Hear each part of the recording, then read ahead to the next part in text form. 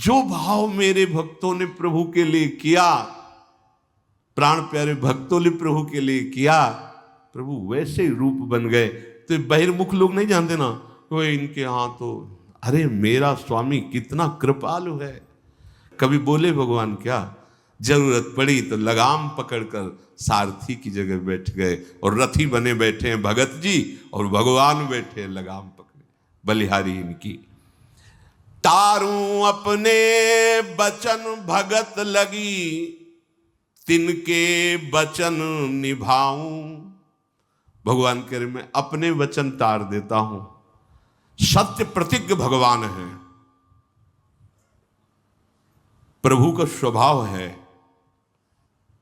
एक शब्द भी कभी मिथ्या कभी नहीं, क्योंकि सत्य स्वरूप है। भगवान ने वचन दिया था दुर्योधन और अर्जुन के सामने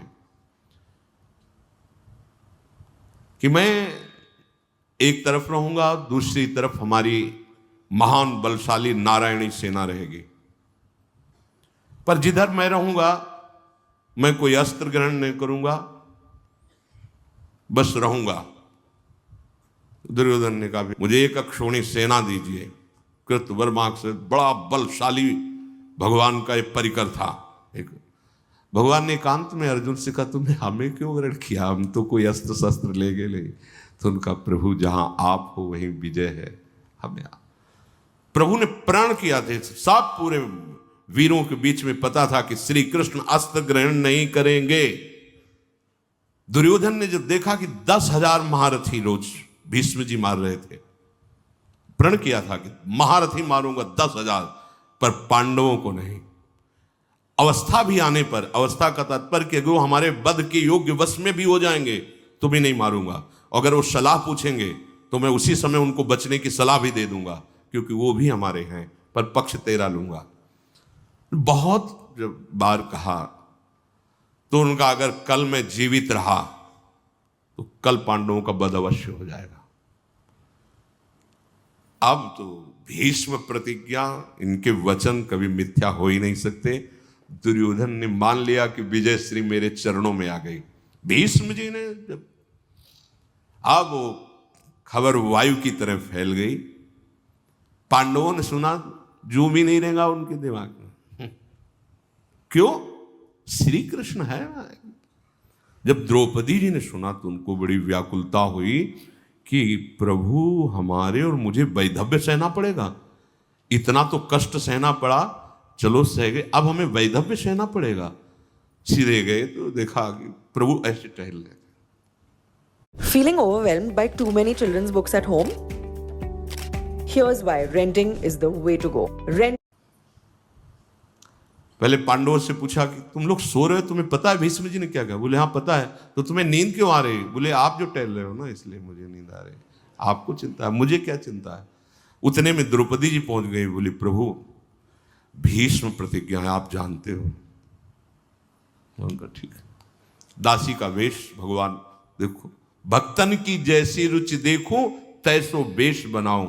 द्रौपदी की दासी का वेश धारण किया। अब वो दुर्योधन वहां से निकला था आनंद मगन होकर कि भीष्म प्रतिज्ञा हो गई, तो जितने भी पहरेदार थे सबको ये था कि शायद ये दुर्योधन की पत्नी जा रही हो प्रणाम करने के लिए, इसलिए किसी ने नहीं पूछा। भगवान पीछे दासी बनकर चल रहे और आगे द्रौपदी जी। और भीष्म जी जैसे महापुरुष की भी बुद्धि में यही बात, सब बुद्धि के तो बाप यही है ना, आप ही सब बुद्धि के पिता हैं, सबके जनक हैं। जाके प्रणाम किया पितामह को। स्वाभाविक उनके अर्ध निमीलित नेत्र रहते थे भगवान के ध्यान में। महाभागवत है, सौभाग्यवती भव। तब द्रौपदी ने हटाया ऐसे। भगवान वहां पास नहीं आए थे, दरवाजे तक गए। जैसा दासी का कार्य होता है, वो जब आँख खोल के देखा, करे ये द्रौपदी, ऐसे आने का कोई प्रश्न ही नहीं उठता बिना सूचना दिए। बिना सूचना दिए तो जिनके पक्ष में है, शिविर तो लगा हुआ है दुर्योधन के पक्ष में ना। भीष्म जी दुर्योधन के पक्ष के प्रधान सेनापति हैं, ऐसे कैसे कोई आ सकता है? तो कहीं कोई संभावना ही नहीं थी कि द्रौपदी हो सकती है। उनको भी यही था कि दुर्योधन अभी वचन दिला के गया है तो उनकी पत्नी प्रणाम करने आई। द्रौपदी जी ने कहा अभी अभी वायु की तरह खबर फैल गई कि आप कल 5 पांडवों का वध करेंगे, तो आपकी भीष्म की वाणी वो सत्य होगी या अभी संध्या का समय है, आप बोल रहे हैं सौभाग्यवती भव, ये सत्य होगी? उनका वो कहाँ है जो तुम्हें लाए, क्योंकि ऐसा हमें फंसाने वाला तो सिर्फ एक ही है, जगत गुरु, दूसरा कोई हो ही नहीं सकता। वो कहाँ है?